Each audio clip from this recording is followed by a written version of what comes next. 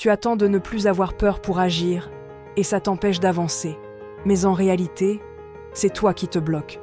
Tu répètes les mêmes schémas sans t'en rendre compte. Et tant que tu ne le vois pas, rien ne change. Aujourd'hui, on va voir exactement pourquoi. Bienvenue sur ExperiClick, la chaîne qui débloque les gens. Ce qui te bloque, c'est ça. Si tu attends de ne plus avoir peur pour agir, tu n'avanceras jamais.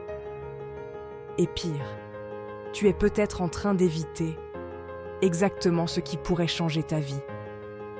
Tu connais ce moment où tu dois faire quelque chose, appeler quelqu'un, lancer un projet, prendre une décision. Et là, ton corps se bloque. Tu hésites, tu procrastines, tu fuis. Et tu te dis, c'est pas pour moi.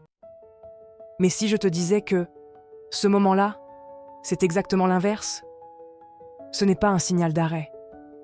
C'est un signal que tu es au bon endroit. Moi aussi, j'ai cru pendant des années que la peur était un problème. Chaque fois que je ressentais de l'inconfort, je reculais. Je pensais que c'était un signe, que je n'étais pas prêt. En réalité, j'étais en train de fuir ma propre évolution.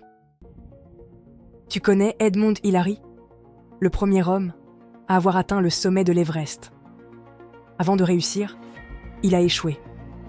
Il a douté, il a souffert, il a failli abandonner. Et après cet échec, il a dit quelque chose de puissant. Everest, tu ne grandiras pas, mais moi, si. Et tout est là. La peur ne l'a pas arrêté. Elle lui a montré où il devait grandir. Le problème, ce n'est pas ta peur.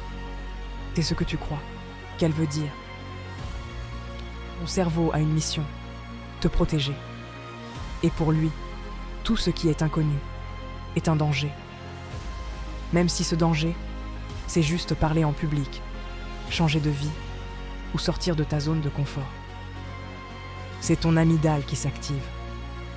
Elle déclenche du stress, du doute, de l'angoisse, pas pour te bloquer, mais pour t'empêcher de prendre des risques. Sauf que voilà le problème. Ton cerveau préfère que tu restes petit plutôt que tu deviennes meilleur.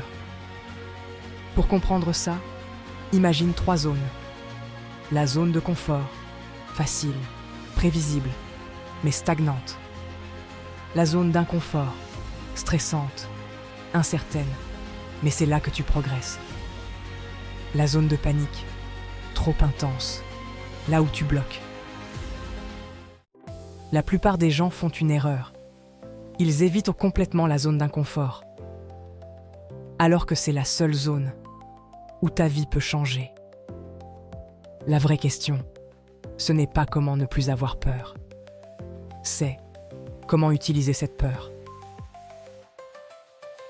Pendant 30 jours, prends 3 minutes chaque soir et note une chose. Qu'est-ce qui m'a mis mal à l'aise aujourd'hui? Et surtout, est-ce que je l'ai fui ou est-ce que je l'ai affronté? À partir d'aujourd'hui, change une seule chose. Quand tu ressens de la peur, au lieu de fuir, dis-toi, c'est un bon signe.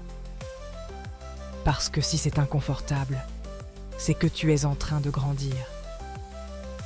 Toutes les personnes que tu admires ont ressenti ça. La différence, elles n'ont pas fui. La peur n'est pas un mur, c'est une porte. Mais ton cerveau fera tout pour t'empêcher de l'ouvrir. Maintenant, tu vois, ce n'est pas la motivation, c'est ton passage à l'action. Alors si tu attends de ne plus avoir peur, tu resteras bloqué.